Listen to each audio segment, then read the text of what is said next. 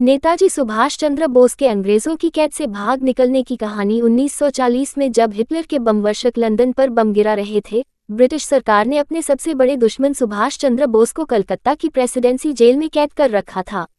अंग्रेज सरकार ने बोस को 2 जुलाई 1940 को देशद्रोह के आरोप में गिरफ्तार किया था। 29 नवंबर 1940 को सुभाष चंद्र बोस ने जेल में अपनी गिरफ्तारी के विरोध में भूख हड़ताल शुरू कर दी थी। एक सप्ताह बाद 5 दिसंबर को गवर्नर जॉन हर्बर्ट ने एक एम्बुलेंस में बोस को उनके घर भिजवा दिया ताकि अंग्रेज सरकार पर यह आरोप न लगे कि उनकी जेल में बोस की मौत हुई है। हर्बर्ट का इरादा था कि जैसे ही बोस की सेहत में सुधार होगा वो उन्हें फिर से हिरासत में ले लेंगे। बंगाल की सरकार ने न सिर्फ उनके 38/2 एल्गिन रोड के घर के बाहर सादे कपड़ों में पुलिस का कठोर पहरा बैठा दिया था, बल्कि ये पता करने के लिए भी अपने कुछ जासूस छोड़ रखे थे कि घर के अंदर क्या हो रहा है। उनमें से एक जासूस एजेंट 207 ने सरकार को खबर दी थी कि सुभाष बोस ने जेल से घर वापस लौटने के बाद जई का दलिया और सब्जियों का सूप पिया था। उस दिन से ही उनसे मिलने वाले हर शख्स की गतिविधियों पर नजर रखी जाने लगी थी और बोस के द्वारा भेजे हर खत को डाकघर में ही खोलकर पढ़ा जाने लगा था। जेल से आने के बाद अपने घर पर सुभाष चंद्र बोस इमेज स्रोत नेताजी रिसर्च ब्यूरो जेल से आने के बाद अपने घर पर सुभाष चंद्र बोस आमार एकटा काज करते पारबे। 5 दिसंबर की दोपहर को सुभाष ने अपने 20 वर्षीय भतीजे शिशिर के हाथ को कुछ ज्यादा ही देर तक अपने हाथ में लिया। उस समय सुभाष की दाढ़ी बड़ी हुई थी और वो अपनी तकिया पर अधलेटे से थे।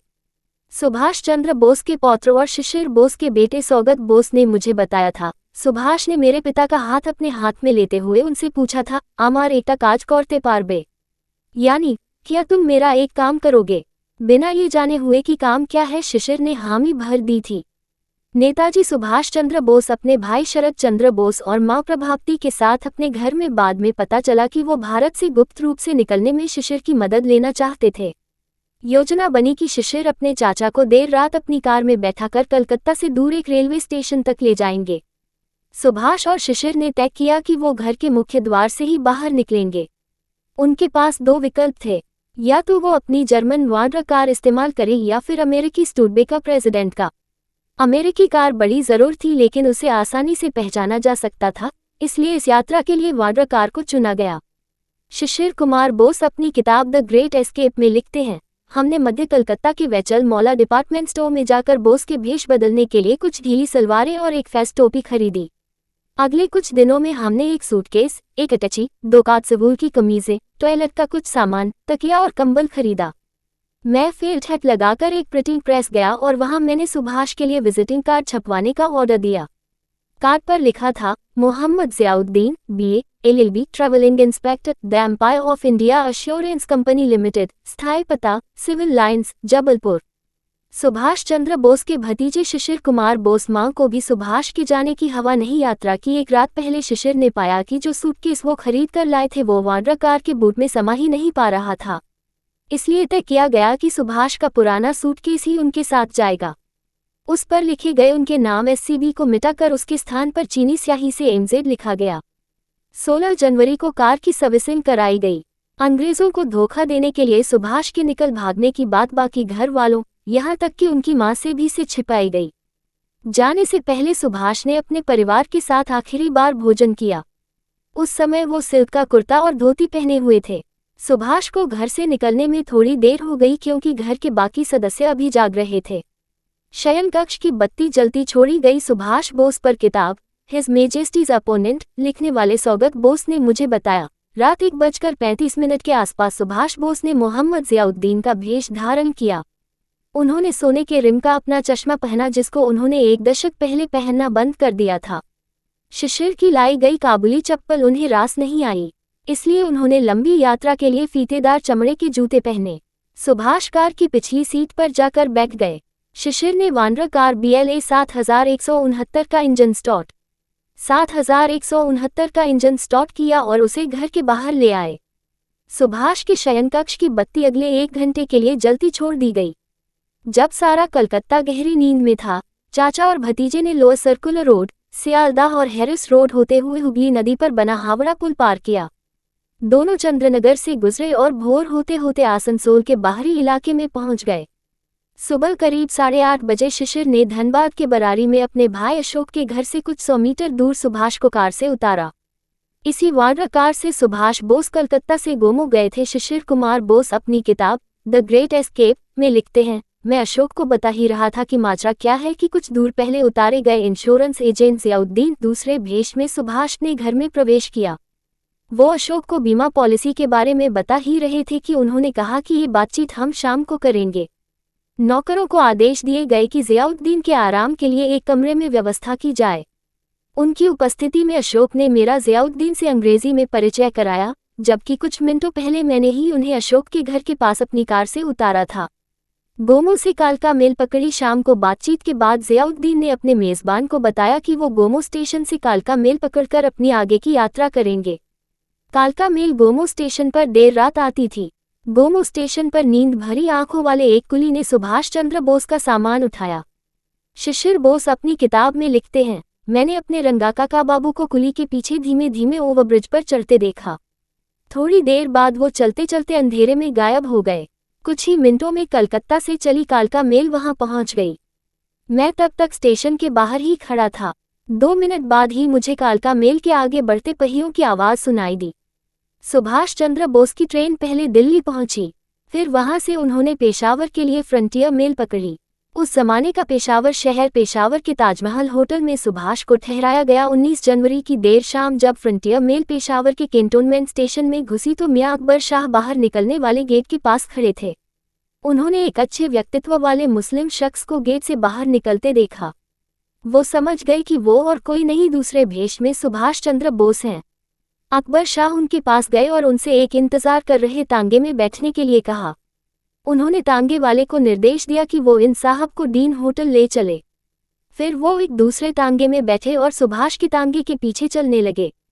मियां अकबर शाह अपनी किताब नेताजीज़ ग्रेट एस्केप में लिखते हैं, मेरे तांगे वाले ने मुझसे कहा कि आप इतने मजहबी मुस्लिम शख्स को विधर्मियों के होटल में क्यों ले जा रहे हैं? आप उनको क्यों नहीं ताजमहल होटल ले चलते, जहां मेहमानों के नमाज पढ़ने के लिए जानमाज और वजू के लिए पानी भी उपलब्ध कराया जाता है। मुझे भी लगा कि बोस के लिए ताजमहल होटल ज्यादा सुरक्षित जगह हो सकती है, क्योंकि डीन होटल में पुलिस के जासूसों के होने की संभावना हो सकती है। वे आगे लिखते हैं, लिहाजा बीच में ही दोनों तांगों के रास्ते बदले गए। ताजमहल होटल का मैनेजर मोहम्मद जियाउद्दीन से इतना प्रभावित हुआ कि उसने उनके लिए फायरप्लेस वाला एक सुंदर कमरा खुलवाया। अगले दिन मैंने सुभाष चंद्र बोस को अपने एक साथी आबाद खां के घर पर शिफ्ट कर दिया। वहां पर अगले कुछ दिनों में सुभाष बोस ने जियाउद्दीन का भेष त्याग कर एक बहरे पठान का वेश धारण कर लिया। ये इसलिए भी जरूरी था क्योंकि सुभाष स्थानीय पश्तो भाषा बोलना नहीं जानते थे। अड्डा शरीफ की मज़ार पर जियारत सुभाष के पेशावर पहुंचने से पहले ही अकबर ने तय कर लिया था कि फॉरवर्ड ब्लॉक के 2 लोग, मोहम्मद शाह और भगत राम तलवार, बोस को भारत की सीमा पार कराएंगे। भगत राम का नाम बदलकर रहमत खां कर दिया गया। तय हुआ कि वो अपने गूंगे बहरे रिश्तेदार जियाउद्दीन को अड्डा शरीफ की मज़ार ले जाएंगे, जहां उनके फिर से बोलने और सुनने की दुआ मांगी जाएगी। 26 जनवरी 1941 की सुबह मोहम्मद जियाउद्दीन और रहमत खां एक कार में रवाना हुए। दोपहर तक उन्होंने तब के ब्रिटिश साम्राज्य की सीमा पार कर ली। वहां उन्होंने कार छोड़ उत्तर पश्चिमी सीमांत के उबड़ खाबड़ कबायली इलाके में पैदल बढ़ना शुरू कर दिया। 27-28 जनवरी की आधी रात वो अफगानिस्तान के एक गांव में पहुंचे। मियां अकबर शाह अपनी किताब में लिखते हैं, इन लोगों ने चाय के डिब्बों से भरे एक ट्रक में लिफ्ट ली और 28 जनवरी की रात जलालाबाद पहुंच गए। अगले दिन उन्होंने जलालाबाद के पास अड्डा शरीफ मज़ार पर ज़ियारत की। 30 जनवरी को उन्होंने तांगे से काबुल की तरफ बढ़ना शुरू किया। फिर वो एक ट्रक पर बैठकर बुधखाक के चेक पॉइंट पर पहुंचे। वहां से एक अन्य तांगा कर वो 31 जनवरी 1941 की सुबह काबुल में दाखिल हुए। आनंद बाजार पत्रिका में सुभाष के गायब होने की खबर छपी। इस बीच सुभाष को गोमो छोड़कर शिशिर 18 जनवरी को कलकत्ता वापस पहुंच गए और अपने पिता के साथ सुभाष चंद्र बोस के राजनीतिक गुरु चित्तरंजन दास की पोती की शादी में सम्मिलित हुए। वहां जब उनसे लोगों ने सुभाष के स्वास्थ्य के बारे में पूछा तो उन्होंने जवाब दिया कि उनके चाचा गंभीर रूप से बीमार हैं। सौगत बोस अपनी किताब हिज मेजेस्टीज अपोनेंट में लिखते हैं, इस बीच रोज सुभाष बोस के एल्गिन रोड वाले घर के उनके कमरे में खाना पहुंचाया जाता रहा। वो खाना उनके भतीजे और भतीजियां खाते रहे ताकि लोगों को आभास मिलता रहे कि सुभाष अभी भी अपने कमरे में हैं। सुभाष ने शिशिर से कहा था कि अगर वो 4 या 5 दिनों तक मेरे भाग निकलने की खबर छिपा गए तो फिर उन्हें कोई नहीं पकड़ सकेगा। 27 जनवरी को एक अदालत में सुभाष के खिलाफ एक मुकदमे की सुनवाई होनी थी। तय किया गया कि उसी दिन अदालत को बताया जाएगा कि सुभाष का घर में कहीं पता नहीं है। सुभाष के 2 भतीजों ने पुलिस को खबर दी कि वो घर से गायब हो गए हैं। ये सुनकर सुभाष की मां प्रभावती का रोते रोते बुरा हाल हो गया।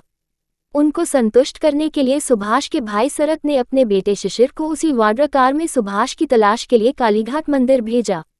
27 जनवरी को सुभाष के गायब होने की खबर सबसे पहले आनंद बाजार पत्रिका और हिंदुस्तान हेरल्ड में छपी। इसके बाद उसे रॉयटर्स ने उठाया, जहां से ये खबर पूरी दुनिया में फैल गई। ये सुनकर ब्रिटिश खुफिया अधिकारी न सिर्फ आश्चर्यचकित रह गए बल्कि शर्मिंदा भी हुए। शिशिर कुमार बोस अपनी किताब रिमेंबरिंग माय फादर में लिखते हैं, मैंने और मेरे पिता ने इन अफवाहों को बल दिया कि सुभाष ने संन्यास ले लिया है। जब महात्मा गांधी ने सुभाष के गायब हो जाने के बारे में टेलीग्राम किया तो मेरे पिता ने 3 शब्द का जवाब दिया, सर्कमस्टांसेस इंडिकेट रिनंसिएशन, हालात संन्यास की तरफ इशारा कर रहे हैं। लेकिन वो रविंद्रनाथ टैगोर से इस बारे में झूठ नहीं बोल पाए। जब टैगोर का तार उनके पास आया तो उन्होंने जवाब दिया, सुभाष जहां कहीं भी हो, उन्हें आपका आशीर्वाद मिलता रहे। महात्मा गांधी के साथ सुभाष चंद्र बोस वायसराय लिनलिथगो आगबबूला हुए। उधर जब वायसराय लिनलिथगो को सुभाष बोस के भाग निकलने की खबर मिली तो वो बंगाल के गवर्नर जॉन हर्बर्ट पर बहुत नाराज हुए। हर्बर्ट ने अपनी सफाई में कहा कि अगर सुभाष के भारत से बाहर निकल जाने की खबर सही है तो हो सकता है कि बाद में हमें इसका फायदा मिले। लेकिन लिनलिथगो इस तर्क से प्रभावित नहीं हुए। उन्होंने कहा कि इससे ब्रिटिश सरकार की बदनामी हुई है। कलकत्ता की स्पेशल ब्रांच के डिप्टी कमिश्नर JVB जानवरिन का विश्लेषण बिल्कुल सटीक था। उन्होंने लिखा, हो सकता है कि सुभाष सन्यासी बन गए हों, लेकिन उन्होंने ऐसा धार्मिक कारणों से नहीं बल्कि क्रांति की योजना बनाने के लिए किया है। सुभाष चंद्र बोस ने जर्मन दूतावास से किया संपर्क। 31 जनवरी को पेशावर पहुंचने के बाद रहमत खां और उनके गूंगे बहरे रिश्तेदार जियाउद्दीन लाहौरी गेट के पास एक सराय में ठहरे।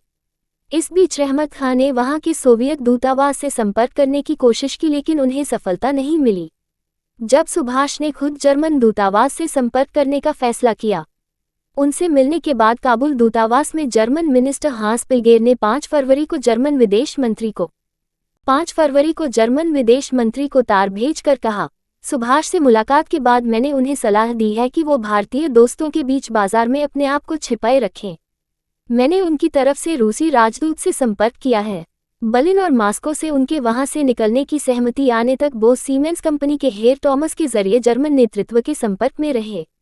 इस बीच सराय में सुभाष बोस और रहमत खां पर खतरा मंडरा रहा था। एक अफगान पुलिस वाले को उन पर शक हो गया था। उन दोनों ने पहले कुछ रुपए देकर और बाद में सुभाष की सोने की घड़ी देकर उससे अपना पिन छुड़ाया। ये घड़ी सुभाष को उनके पिता ने उपहार में दी थी।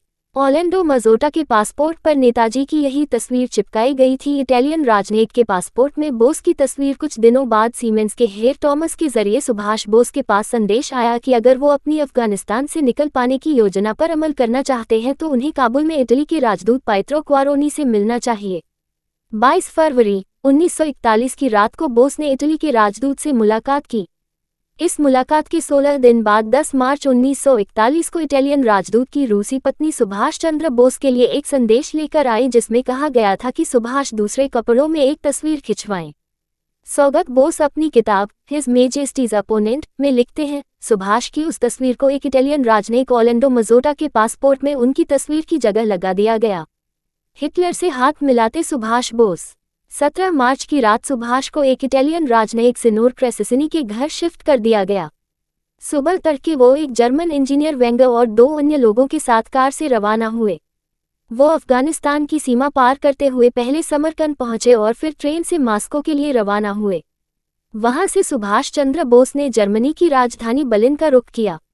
रविंद्रनाथ टैगोर के साथ सुभाष के भाई शरद चंद्र बोस और सुभाष टैगोर ने सुभाष बोस पर लिखी एक कहानी। सुभाष बोस के सुरक्षित जर्मनी पहुंच जाने के बाद उनके भाई शरद चंद्र बोस बीमार रविंद्रनाथ टैगोर से मिलने शांति निकेतन गए। वहां उन्होंने महान कवि से बोस के अंग्रेजी पहरे से बच निकलने की खबर साझा की। अगस्त 1941 में अपनी मृत्यु से कुछ पहले लिखी शायद अपनी अंतिम कहानी बदनाम में टैगोर ने आज़ादी की तलाश में निकले एक अकेले पथिक की अफगानिस्तान के बीहर रास्तों से गुजरने का बहुत मार्मिक चित्रण खींचा। यहाँ मुहैया सूचना सिर्फ मान्यताओं और जानकारियों पर आधारित है। यहाँ ये बताना जरूरी है कि यह मेरा वीडियो किसी भी तरह की मान्यता, जानकारी की पुष्टि नहीं करता है। किसी भी जानकारी या मान्यता को अमल में लाने से पहले संबंधित विशेषज्ञ से सलाह लें। धन्यवाद।